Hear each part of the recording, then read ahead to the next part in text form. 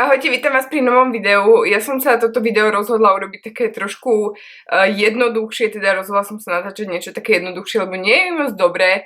Už 8. deň mám nejaké črevné problémy, proste najskôr to išlo horom, spodom, teraz spodom, no priveľa informácií, proste nie je mi dobre, takže toto bude také veľmi easy, budeme skúšať nové produkty make-upové, budú teda produkty na pery a sú to od značky Zara. Áno, Zara má už aj make-up, je to prekvapujúce. Ak chodíte na e-shop Zary, tak určite si sa o tom už dozvedeli. Viem, že veľa z vás ešte nevie, ale normálne Zaru môžete nakupovať online, majú slovenský e-shop, dodanie asi do 2 dní. No a ja keď som tam zbadala a u Taty som zbadala, že recenzuje práve tieto produkty, tak som si povedala, že musím to aj ja vyskúšať. Takže ako prvé som si objednala toto, je to taký kit. A keď to otvoríte, tak sa tam nachádza ceruska na pery, klasický rúž matný a potom ešte tekutý rúž matný tiež. Tento kit stojí 20 eur, 19,95 a na 3 produkty ja si myslím, že je to veľmi, veľmi dobrá suma. Plus ešte chcem povedať, že tie rúže majú veľmi také ťažké kvalitné obaly a magnetické zatváranie. No a tento kit je dostupný len v jednej farebnej variante a to je taká nude. Potom som si objednala ešte ten istý rúž, ale v inom odtieni. Toto je v takom červenom odtieni, taká žiarivá červená. To sú moje najnosenejšie farby, proste buď taká mauve nude alebo červená. No a potom tam mali ešte lesk na pery, mali dva, jeden bol taký zlatý, to bol lip topper a potom ešte takýto medený a to je teda normálny lesk na pery. Ten lesk na pery stojí 7,95 a rúž samostatne stojí 9,95. Ceruska stojí myslím 4,95. Majú tam veľmi pekné odtiene, avšak neviem, mali by popracovať trošku na tom, aby tam ukazovali aj svoče.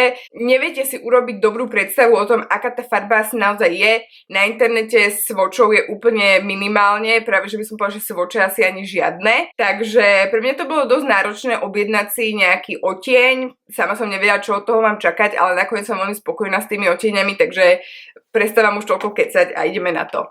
Začnem svočovaním, idem najskôr nasvočovať tento kit. Takže tá ceruska je veľmi dobrá, taká krémová a je to odtieň L02.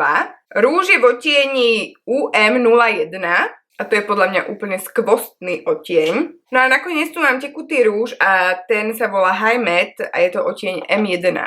Takže takto to nejak vyzerá, ten tekutý rúž je veľmi, veľmi tmavý, je to skôr taká hnedá, by som nepovedala, že nude. A teraz k tomu idem porovnať ten rúž červený, je to teda číslo UM16. No a naposledy je tu Zara Go Glow, je to teda lip gloss. Čiže opäť takto nejako to vyzerá, tieto farby sa mi veľmi, veľmi páčia, takto na prvý pohľad. Ja som si ešte nič neskúšala na perách, takže veľmi som zvedavá, aký to bude pocit.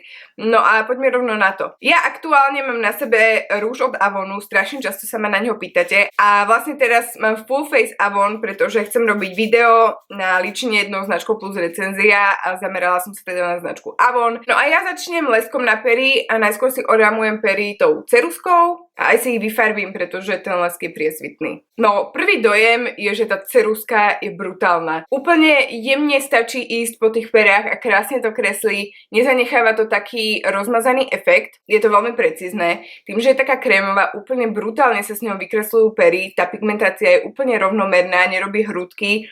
Je veľmi komfortná na perách a neotlača sa.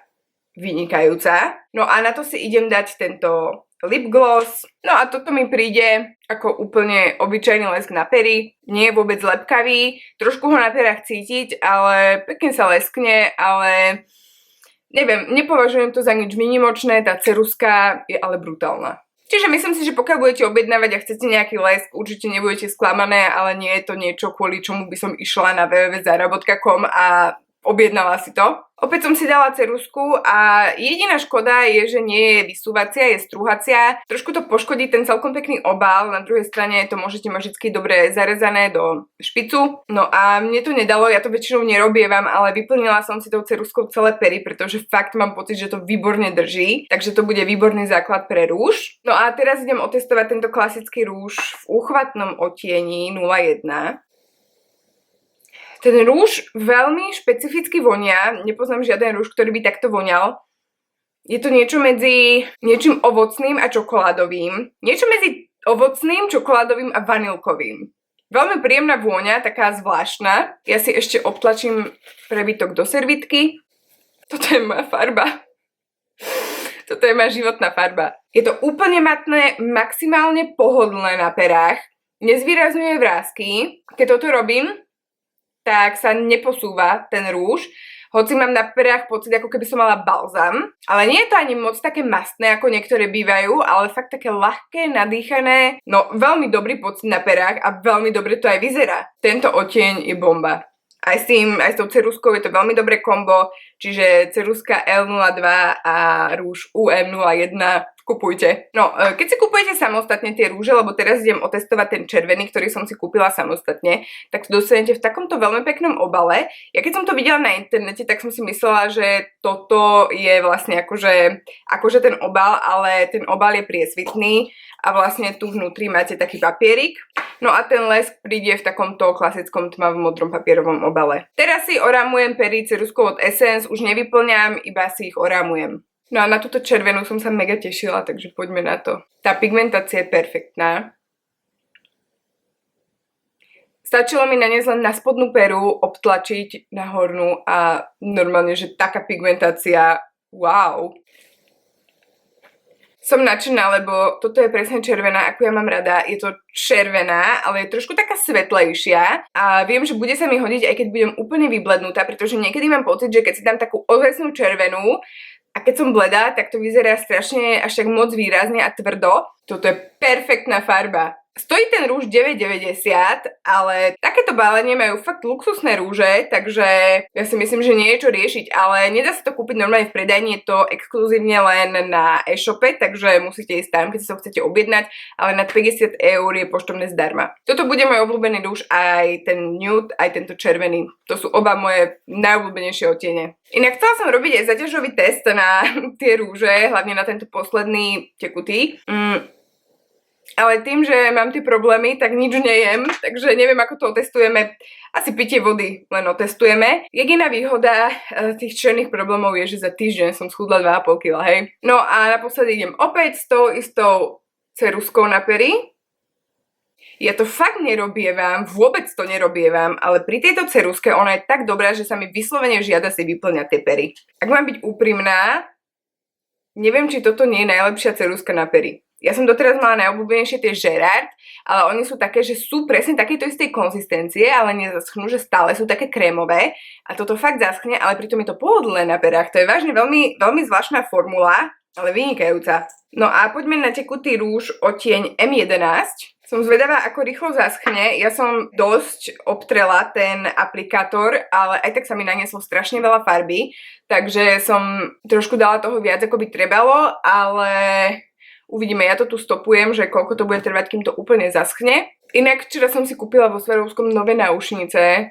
Podľa mňa sú úplne krásne, to sú také perly. Veľmi sa mi páčia. Inak tie, čo sa ma stále pýtate, také tie zlaté s tými kamienkami, tak to sú tiež Swarovski. Kúpila som si ich ešte aj v striebornom a teraz som si kúpila včera tieto s tými perlami a sú úplne krásne. Také veľké. Ešte stále cítim, že trošku lepí a už ubehla vyše minúta. Povedzme, že už je úplne zaschnutý, čiže ja som to stlačila trošku neskôr, takže povedzme, aby to úplne zaschlo, ešte takú pol minúty by som musela vydržať, takže asi také 2 minúty to trvá, kým to zaschne. Zatiaľ vyzerá dobre, musím povedať, že niektoré tekuté rúže, čo mám, tak mi urobia ešte hladší povrch tých pier, lebo ja ich mám veľmi štruktúrované. Tu je to také, že nezvýrazňuje mi to tie vrásky, ale ani ich to tak nezjednotí, nezakrie. Je to taký priemer, by som povedala. Dobre, ja si ho zatiaľ nechám na perách, budem vám dávať nejaké updaty a potom na konci dňa vám poviem, ako vydržal moje pitie, maximálne jedenie rožku alebo ryže. A potom si dáme nejaké finálne zhodnotenie, ale myslím, že už teraz môžete predpokladať, že to bude veľmi pozitívne. No takže rúž mám na sebe asi 5-6 hodín, ono v podstate tam už ani nič nemám. Jedla som 2 rožky, to prežilo úplne v pohode, normálne, že nič sa s ním nestalo. Pila som čaj, úplne super, ale potom som jedla jablko a dalo sa to dole, ale tak inak. Väčšinou sa dá dole vec tak zo stredu pier, ale toto mi tak rovnomerne zostalo, ale je tam toho, takže 10-15% z toho, čo tam bolo. Ale každopádne som rada, že to nehrudkovie, nemám vysúšené pery, takže musím to hodnotiť kladne. Dobre, takže to bolo všetko na dnešné video, ja vám ďakujem za pozornosť a vidíme sa pri ďalšom.